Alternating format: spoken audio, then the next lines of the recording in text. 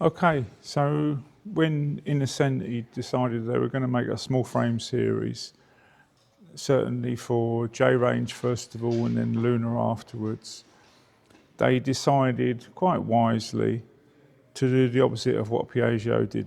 Piaggio had a 4-bolt wheel and then they went to a 5-bolt wheel. In Ascenti, making a 4-bolt hub on all the large frames, decided they were going to hold the back wheel on with 1, 2, 3 bolts. Cheaping out, which is okay if you've got a 50 or a 75 making 3 horsepower. But as soon as you start fitting a 135 kit or getting a bike to do 70 mile an hour, then really you don't really want to be using 3 bolts to hold your wheel on.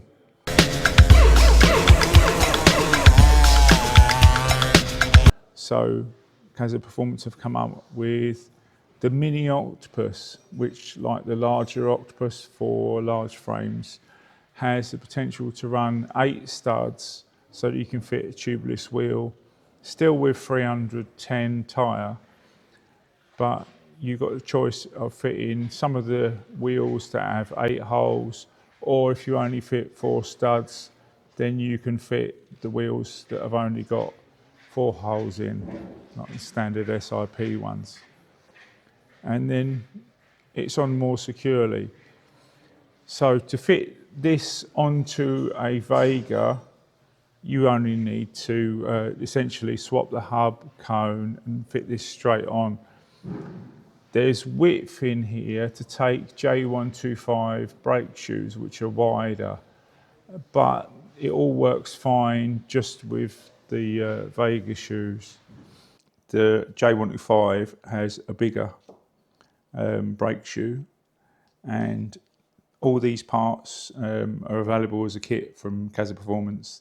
Another problem that you're solving with this is that this hub is in aluminium, and that helps to dissipate the heat. The original Lui hub is fully in cast iron, which works really well until it's baking hot. Once it's the temperature of the sun, then the surface of the brake shoes starts to cook, and then you end up with no brakes. But up until that point, they work quite well.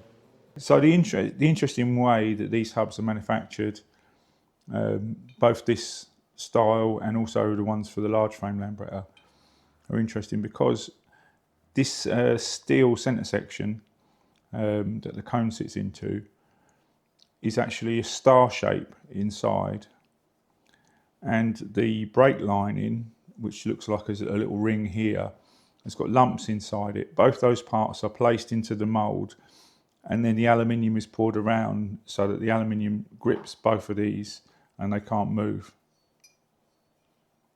It's a heavy piece of kit, that, but if you're going to have a 135 or a 110cc conversion onto a bike that was a 50, it's nice to have decent brakes and also a wheel that won't fall off.